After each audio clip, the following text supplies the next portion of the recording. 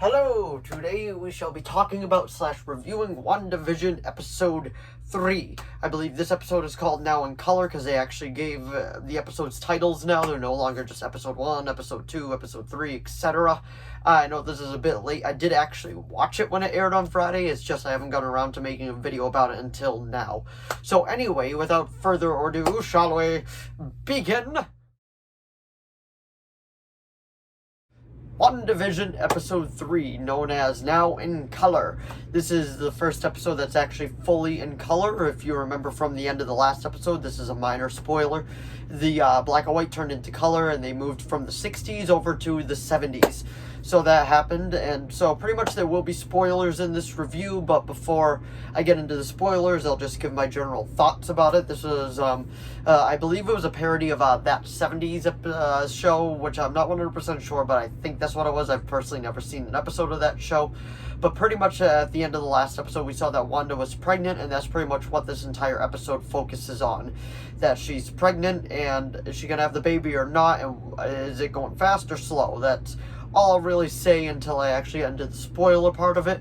But Vision plays a big part in this too, and so does, I can't remember her name off the top of my head, but this could be a spoiler warning. This is what I've heard. I don't know if it's true, but Monica Rambeau's character is very big in this episode.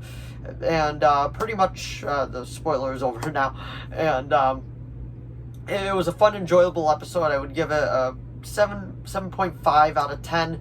I thought it was very well done. They are playing the slow game to lead up to the final parts because this is a 9-episode series, but I do think that they're playing the slow game pretty well. I do think it's actually very well done, and it does keep me interested, and there's just a weird sense of, like, there's something not right in this. Like, there's something not right, and when that breaks through, you know that something's wrong.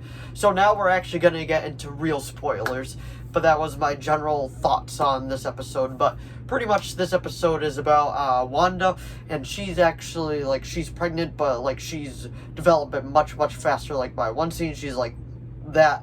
Next scene, she's like that. Next scene, she's like that. And before you know it, she already has the kids. Well, they're actually twins, which I've heard a lot of theories about, but I personally don't know. I've heard that this has taken a lot of cues from House of M. I've personally never read House of M, but I've read some things about it, so I'm looking forward to seeing what this actually entails. But there's a couple other glitches, I guess you'd call it, in the matrix of this, like, Wanda universe. The first one is that that Vision was like, Herb, I believe that was his name in this episode. He's like, he was acting weird. He was trimming the hedges, and then he was just like trimming down, and then he went into the solid brick wall, and he just kept going, and then he's like, oh hey buddy, and then like he was trying to tell him something. He's like, Wanda is,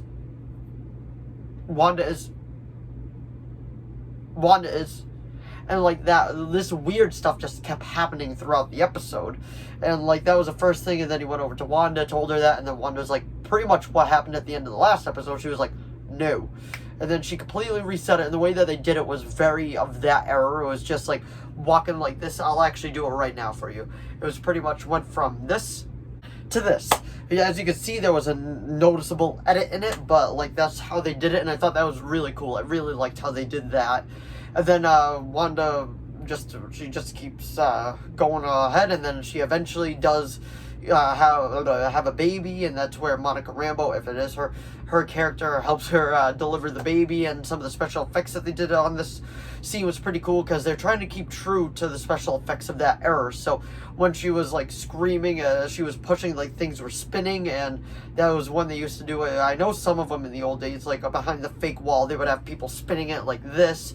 So I thought that was pretty cool. That was pretty well done. That was fun. This whole episode was pretty fun. And then after she gives birth, she's like, there's another one coming. So we ended up finding out that she has twins.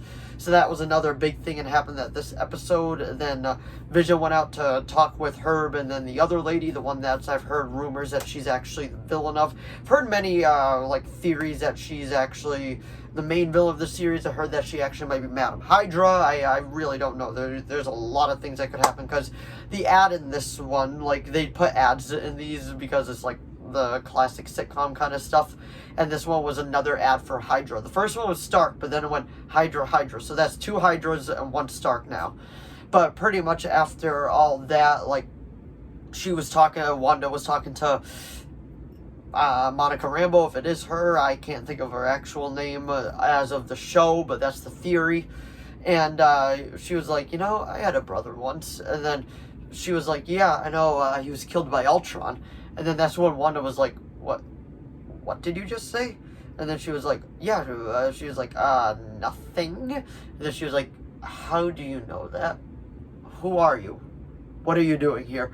And that was when she decided just to push her out. And then the biggest part of this episode was probably the last minute when they were playing that song Twilight Time, I believe. I can't remember the name of the band. If you remember, put it down in the comments below, please. But I know the name of it is Twilight Time.